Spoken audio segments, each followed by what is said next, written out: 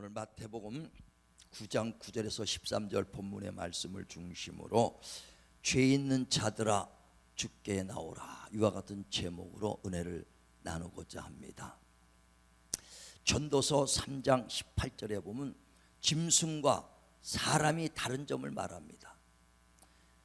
짐승과 사람이 이 땅에 살 때는 똑같이 먹고 자고 또 숨쉬고 깨어나서 그 다음 날도 또 먹고 자고 숨쉬고 또 그 다음 날도 먹고 자고 숨쉬는 것, 짐승이나 사람이나 똑같다는 겁니다. 근데 뭐가 다르느냐? 육신이 끝난 다음에 짐승이 그 죽으면 그 혼은 사라지고 없습니다. 왜? 영이 없기 때문에. 그러나 사람은 죽으면 영혼이 있기 때문에 끝나는 것이 아니라 육체는 흙에서 와서 흙으로 돌아가고 영은 하나님께로 왔기 때문에 하나님께로 돌아가는 것을 이 세상 사람들이 누가 알냐 그랬어요.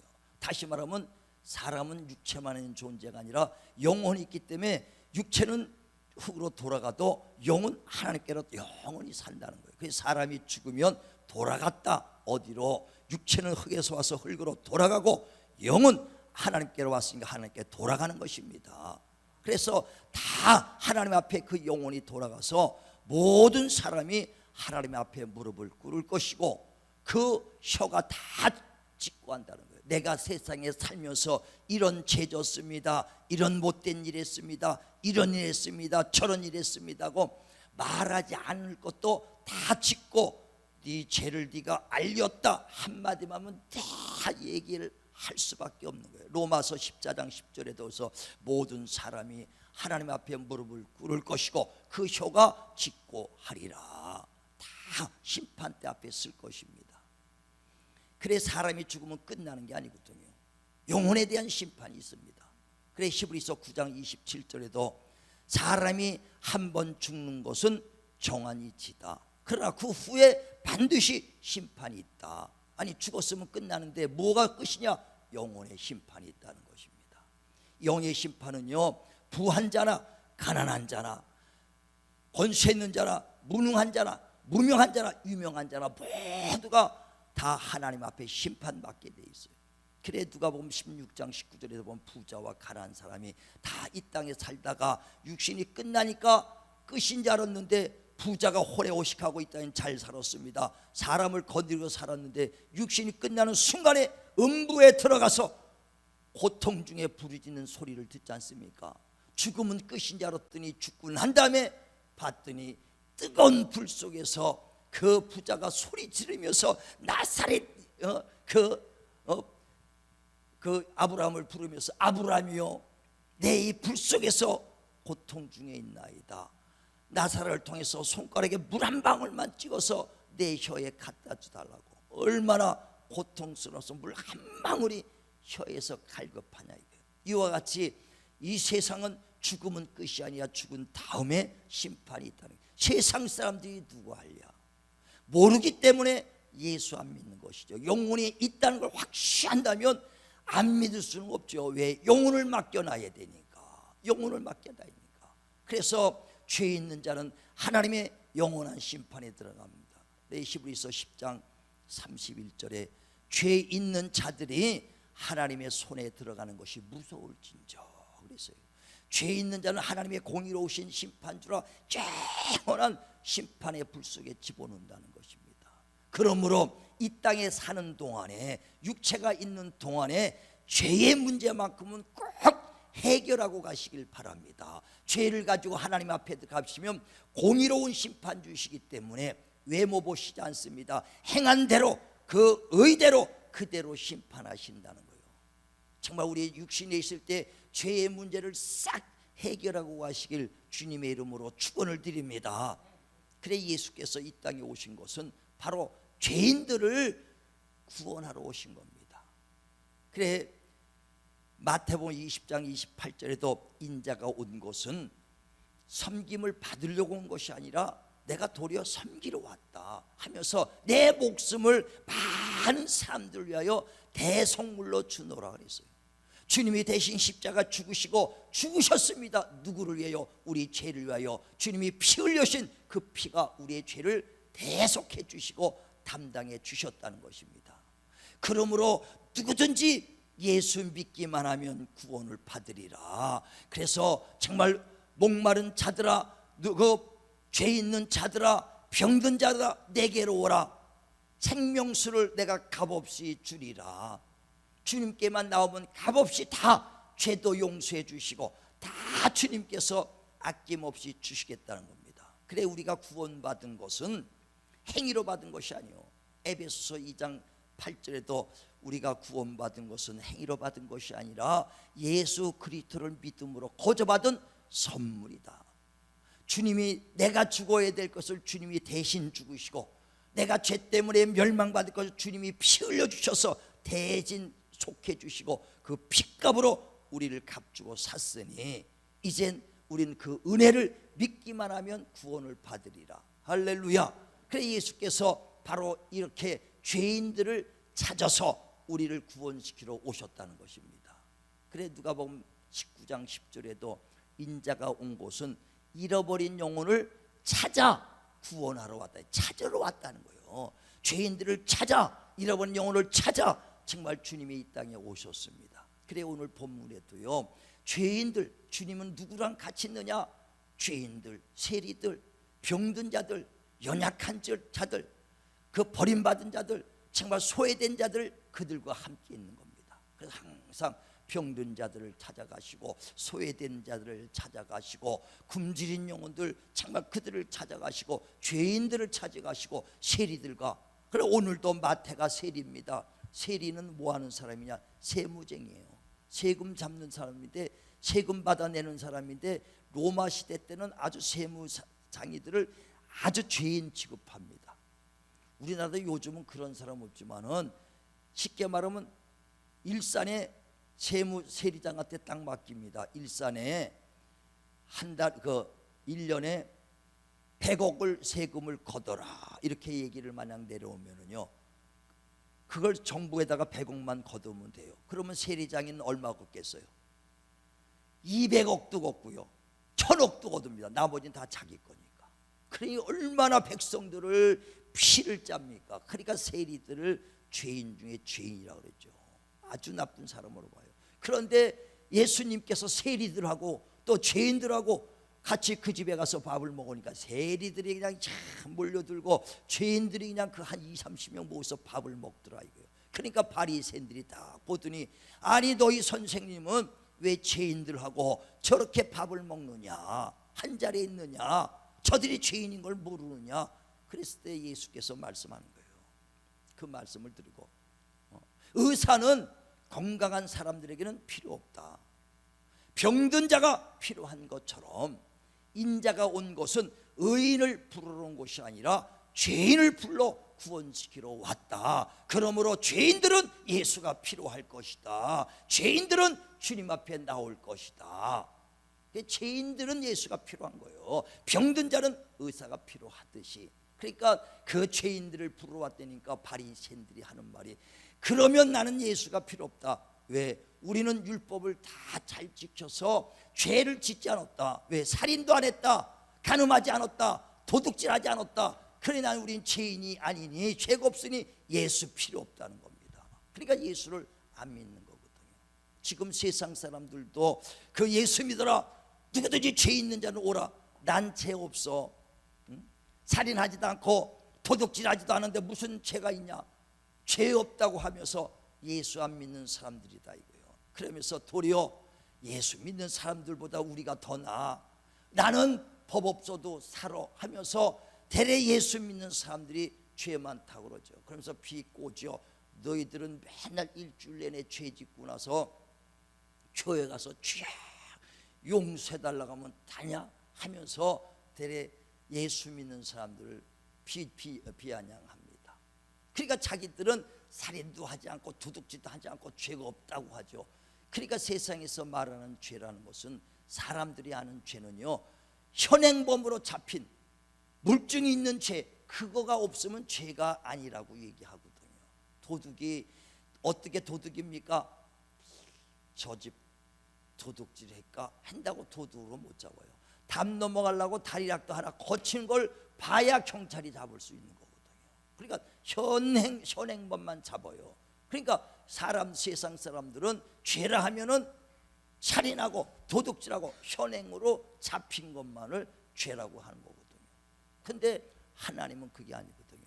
내 마음으로 생각하는 것마도 마음으로 죄를 지은 것도 죄다 이렇게 말합니다. 그러니까 누구를 미워합니다. 성경은 뭐라 하면 미워하는 것, 누구를 미워하면은 살인죄라는 거예요. 마음으로만 죄를 져도 죄라. 자, 한번 보세요. 요한일서 3장 15절. 요한일서 3장 15절. 자, 시작.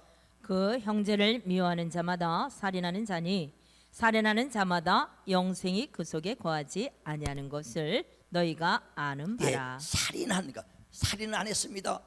누굴 미워했느냐? 미워하는 자마다, 마음으로 미워하는 자마다 살인하는 거다. 벌써 미워하는 것도 살인하는 것이다 하는 거예요. 그래서 창세기 4장에 보면은요 5절부터 쭉 그랬죠. 그 아담이 선악과를 따먹고 에덴 동산에서 쫓겨났습니다. 그리고 그 에덴 바깥에서 그 아들 가인과 아벨 두 아들을 낳는데 두 아들이 제사를 하나님께 드립니다. 근데 그 가인은 곡식을 떨어다가 하나님께 드리고 동생 아벨은 양을 잡아서 피를 발라서 하나님께 드렸더니 하나님이 아벨 그 동생의 제사를 받아들이고 그 가인 형의 제사를 받지 않더라. 그러니까 형 가인이 내 제사를 받지 않았다 하는 마음에 동생을 미워하기 시작합니다. 마음으로 막 미워해요. 그때 하나님이 가인에게 나타내서 내 마음에 죄의 소원이 가득하도다 그랬어요. 마음으로 벌써 미워하는 게 그게 죄다 이거예요. 죄의 소원이 가득하다. 그러니 죄의 소원을 다스려라 그랬거든요. 근데 그 죄의 소원을 다스리지 못하니까 그를 동생을 끌고 가서 죽입니다. 죽인다 이게. 그러니까 세상 사람들은 죽여야만이 살인죄라고 생각하지만은 벌써 주님은 하나님은 마음으로 미워하는 것도 살인의 전 단계다. 그러니까 마음으로 죄 짓는 것은 뭐예요? 행도로 옮기는 전 단계의 죄라는 것이죠. 그래서 하나님은 그 마음에 짓는 죄도 죄다. 그걸 본죄라고 말합니다. 마음으로 짓는 죄를 본죄라고 말하고 행동으로 옮기는 걸 자범죄라 이렇게 말한다. 그러니까 세상은 자범죄 행위로만 해야 죄라고 생각하지만 하나님은 마음으로 짓는 이 본죄도 죄다. 무슨 죄요? 행동으로 옮기기 바로 전 단계라는 거예요. 자, 창세기 4장 5절부터 한번 읽어보죠. 창세기 4장 5절부터 시작. 가인과 그의 재물은 받지 아니하신지라 가인이 몹시 분하여 안색이 변하니 여호와께서 가인에게 이르시되 내가 분하여함은 어찌 됨이며 안색이 변함은 어찌 됨이냐 내가 선을 행하면 어찌 낯을 들지 못하겠느냐 선을 행하지 아니하면 제가 문에 엎드려 있느니라 제가 너를 원하나 너는 죄를 다스릴지니라. 8절이요. 가인이 그의 아우 아벨에게 말하고 그들이 들에 있을 때에 가인이 그의 아우 아벨을 쳐 죽이니라. 예, 아멘. 다시 말합니다. 마음에 죄의 소홀이 가득하다 이거예요. 그러니까 죄가 가득하다. 죄를 다스려라. 안색이 변하면 어찌니냐? 죄를 마음에 있는 죄를 다스려라. 그러니까 근데 그걸 못 다스리니까 어떻게 해요? 동생 아벨을 들에 끌고 와서 쳐 죽이니라.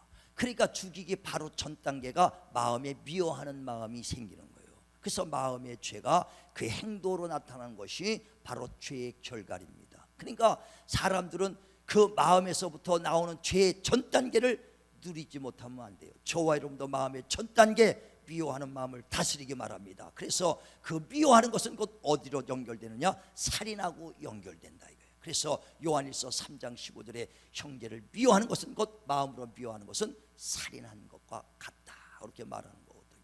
그러니까 마음으로 짓는 죄도 죄입니다. 그래 마태복음 5장에 여러분 27절에 음욕을 여자를 보고 음욕을 마음으로 품는 것도 간음합니다. 나는 간음하지 않았는데요 마음으로 음욕을 품어도 간음합니다. 내가 마음으로 남의 물건 가지고 탐심했냐? 도둑질한 거다. 나 마음으로 비도했느냐? 미워하면 살인한 죄다. 그러니까 그 본죄가 있다는 거예요. 본죄가 다 있는 겁니다.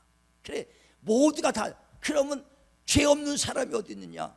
죄 없는 사람이 어디 있냐? 이게 마음으로 죄 안 진 사람이 없어요. 그러니까 로마서 3장 10절에 예수께서 말합니다. 세상에 의인은 없나니 한 사람도 없다. 누구든지 다 마음에 죄 없는 사람이 어디 있겠어요. 그러나 너의 마음의 죄를 다스려라. 우리가 그 마음의 죄를 누리기 때문에 행동으로 안 나오는 것이지, 다스리지 못하면 행동으로 나오게 돼 있다는 겁니다.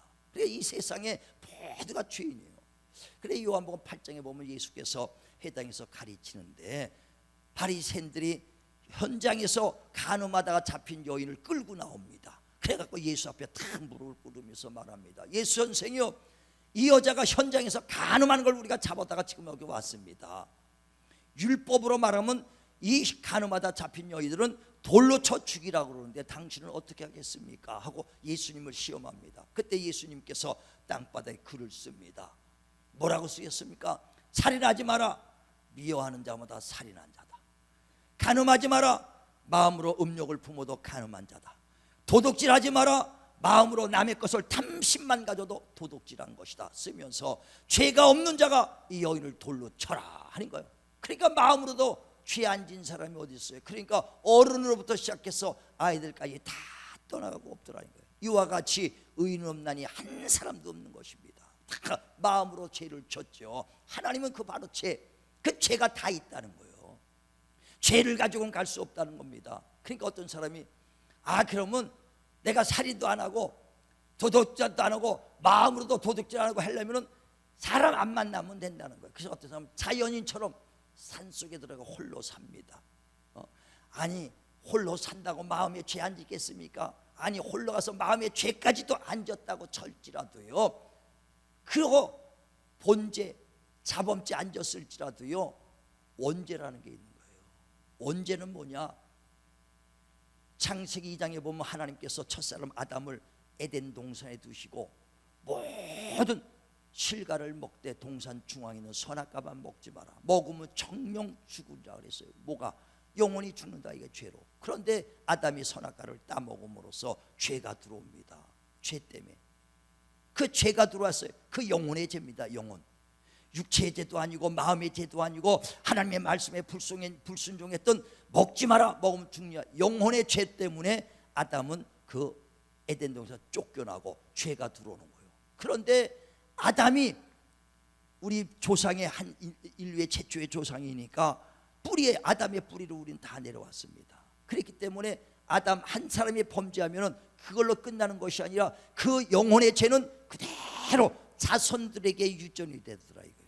유전이 되는 겁니다. 그래서 아담과 같이 저와 여러분이 선악과 따먹지 않았어도 아담이 진 죄와 똑같이 우리는 사망에 이른 그 죄 때문에 죽을 수밖에 없다는 거예요. 자, 로마서 5장 12절부터 보죠. 로마서 5장 12절 시작. 그러므로 한 사람으로 말미암아 죄가 세상에 들어오고 죄로 말미암아 사망이 들어왔나니 이와 같이 모든 사람이 죄를 지었으므로 사망이 모든 사람에게 이르렀느니라. 죄가 율법이 있기 전에도 세상에 있었으나 율법이 없었을 때에는 죄를 죄로 여기지 아니하였느니라. 그러나 아담으로부터 모세까지 아담의 범죄와 같은 죄를 짓지 아니한 자들까지도 사망이 왕노릇하였나니 아담은 오실 자의 모형이라. 아멘.